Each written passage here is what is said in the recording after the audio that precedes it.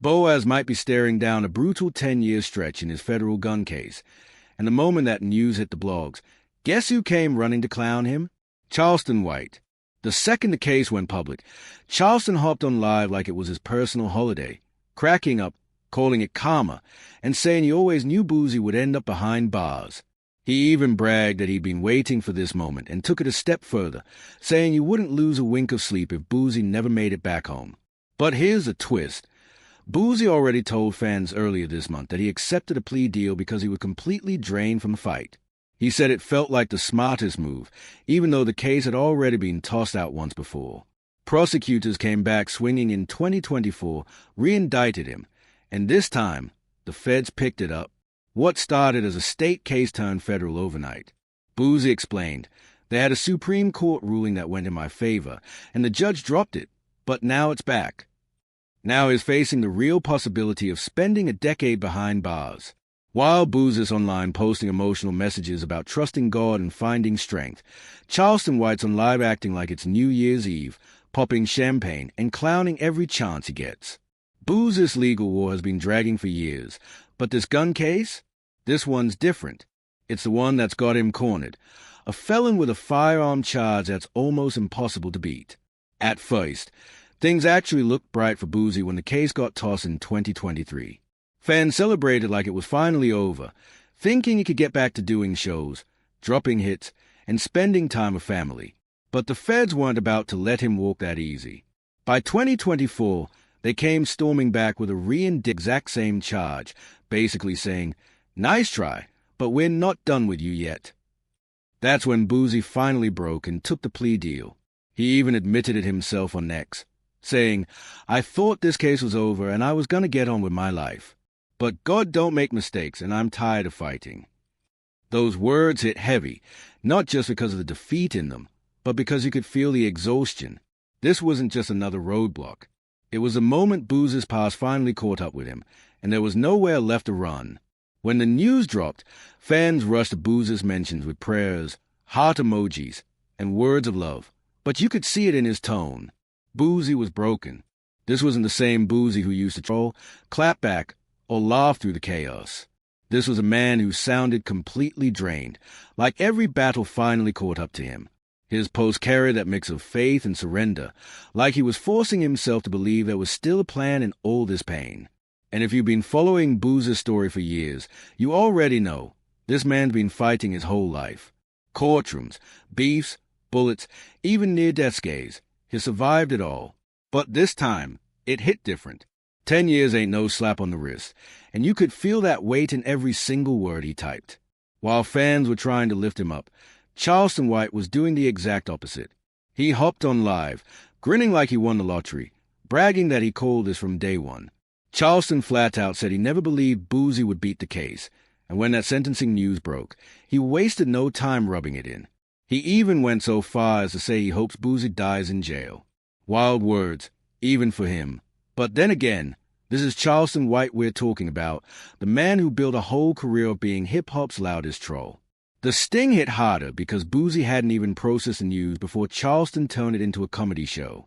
Now, Charleston trolling rappers isn't new, but his obsession with Boozy feels way too personal. Every time Boozy faces legal drama, Charleston appears out of nowhere, like he's been sitting in the shadows just waiting for it. That's why fans are asking, why does Charleston White hate Boozy this much? Because this ain't just internet smoke, it's years of pent-up beef. The bad blood goes all the way back to late 2022, when Kanye West shocked the world wearing that White Lives Matter shirt. Boozy spoke out, calling it disrespectful to black people, and most folks actually agreed with him. But Charleston, he wasn't having it. He jumped online blasting Boozy for daring to speak on Kanye, and that's the moment this whole feud exploded. Instead of keeping it between him and Boozy, Charleston crossed a line and dragged Boozy's kids into the mud, calling Tootie Raw and even King Harris ugly, saying they couldn't fight and predicting they'd end up behind bars. People finally, so this wasn't your average troll. Charleston was willing to go under the belt and target children just to hurt their parents. What shocked everyone was how calm Boozy stayed. Instead of snapping back like the internet wanted, he kept it low-key. In an interview with Tony the Closer, he explained why. Say the wrong thing and you could land right back in the cell, especially when somebody's baiting you by dragging kids into it. That line said everything. Boozy wasn't scared of Charleston. He was protecting his freedom. So he bit his tongue and stayed measured, at least on the surface. By early 2023, the beef had boiled over. Tootie finally fired back, calling Charles messy and telling him to go die. And Charleston, true to form, cranked it up tenfold. He went live wishing Boozy dead, even joking about diabetes and insulin shortages just to get under the kid's skin. Not long after, Tootie got arrested on gun charges, and Charleston immediately popped up taking credit, bragging he'd tipped off police and even claiming law enforcement already had their eye on him because of Boozy. Wild, unverified stuff he hyped the crowd. That was a breaking point. This wasn't just online clapbacks anymore. It was real-life damage that started bleeding into arrests and threats. Barely months later, Boozy himself got arrested in San Diego after a court hearing, and Charleston couldn't wait to turn it into content, flipping Boozy's arrest into a full-blown sermon about divine tests and comparing him to Daniel in the lion's den. Fans couldn't tell if he was serious or just trolling, but either way it came off cold and disrespectful. When Boozy finally spoke on Vlad TV, he said he didn't even want Vlad interviewing Charleston after the nasty things said about Tootie, and made it clear again. He wasn't scared of Charleston. He was focused on staying out of jail. His message was consistent. Don't bait me into saying something that cost me my freedom. And while Charleston kept living rent-free in his head, Boozy kept his eyes on the one thing that mattered, staying free. His I call you. By early 2024, this beef had gone way beyond his videos. It had spilled deep into internet culture. Aiden Russ was supposed to have Boozy on stream, but Boozy didn't want the circus that came with Charleston's name, so he backed out. Next thing you know, Aiden twisted the story, claiming he turned Boozy down out of loyalty to Charleston White.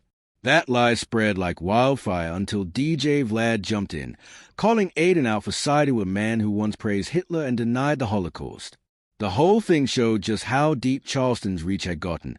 Even young streamers were throwing his name around like clout currency. But Charleston wasn't done. By March, he was back online, claiming Boozy told promoters not to book him. He spun it into another rant, bragging that he called the feds and was ready to get Boozy locked up over what he called threats. Then, just to make it sting harder, he dragged Boozy's health into it, mocking him like always. He went on live saying he was waiting on the FBI to send the right number so he could file a report, swearing Boozy was going back to jail on his knees, bleeding. Zero proof, all noise, but Charleston said it loud, said it often, and it stuck. Boozy even admitted that dudes in prison had started calling him, asking when he'd be joining them. Pure insult to injury. And Charleston knows exactly what he's doing. That's why some fans think Boozy didn't even want to risk going to trial. He went straight for the plea deal. And honestly, can you blame him? Imagine Charleston White showing up in that courtroom. You know he would have turned it into a full-blown circus, pointing fingers, talking reckless, then running to the blogs the second court adjourned. And here's the wildest part. It wouldn't even be the first time Charleston snitched. He's been open about it. When Charleston was just 14, he got caught in a robbery with a group of teens. During that robbery, one of them, Antoine Doolittle, shot and killed a man named Michael Levi. When it came time for court, Charleston took the stand and testified against him. In street culture, that's the ultimate betrayal. But Charleston never ran from it. He brags about it. He's said time and time again, that's not snitching, that's survival. I told the truth. And recently, footage from that same old juvenile case resurfaced online, and the internet lit up all over again, reopening the debate about who Charleston White really is, a survivor, or just the loudest snitch in hip-hop history. People started blasting Charleston as a hypocrite. You can't preach street code one day and then brag about testifying the next, they said, and the internet found the clip they needed to drag him with. Charleston didn't flinch. He doubled down, proudly announcing he never followed any street code and he didn't care who got mad. Then he turned right back to calling other rappers rats while openly admitting he snitched himself. Yeah, the cognitive dissonance was wild. Put all that together, and it's easy to understand why folks side-eyed Boozy for skipping trial and taking that plea. The last thing he needed was a courtroom performance by Charleston, pointing fingers, cracking jokes, then racing to the blogs to brag he helped put Boozy away. To Charleston, this whole thing is nothing but karma, proof that his non-stop trolling finally landed a punch. Line up the timeline. The beef sparking in 2022, the shots at Tutti, the arrests, the non-stop clowning, the snitching receipts, and it looks like he's been waiting on this moment, maybe even praying for it. Right now, Boozy ain't locked up yet, but that plea deal sits heavy on the table, and the reality is a decade could be coming. Meanwhile, Charleston's out here acting like the verdict's already in, celebrating like his claimed victory before a single judge slams a gavel. The streets are split, half laughing, half watching nervously to see if the hammer really drops. And don't forget the deeper accusations being tossed around. Claims about Duke, wires, merch, and betrayal that make this story messier than a regular rap beef. People are whispering about $1 million in merchandise, about trust being broken, about setups and backdoors, and Boozer's name keeps surfacing in the middle of it. There's a lot of hot talk accusing him of greed, of trying to get away with taking without paying dues, and that narrative fuels why some think he shouldn't have risked a trial. If Charleston had shown up in court, you already know how it would have gone. Spotlight, drama, then instant blog fodder. That's exactly why Boozy played it safe, because with an opponent like Charleston, the courtroom would have turned into a circus with real consequences. He was like, waiting at the exit, don't try to slip out that back door. And that warning set the mood. You pull up with $1 million worth of merch to dudes who act like they don't care about no law, no cops, no rules, and that right there should have screamed danger. One wrong move, one sniff of disrespect, and you get played, wiped your nose, let out like you didn't even know what hit you. That backdoor move, that's exactly how the setup goes down. Quiet, slick, and deadly for your pockets. If you're walking into a room full of people who sell danger for a living, you better come ready or don't come at all. These ain't regular dudes. We're talking professional extortionists, full-time scammers, straight-up career felons who built a business out of finesse and theft. They operate at a high level when it comes to usurping your resources and turning respect into a payday for themselves. This ain't cartoon villainy. It's real-world hustle dressed up like respect, and it devours anyone who underestimates it. You want to do a business meet with these people? Nah, that's not a meeting. That's a test, and most folks fail the exam. You don't test their gangster. You check in, you verify, and you don't bring $1 million bag to a room of wolves. And then you got Boozy in the middle of it all, trying to finesse like it's an appearance fee.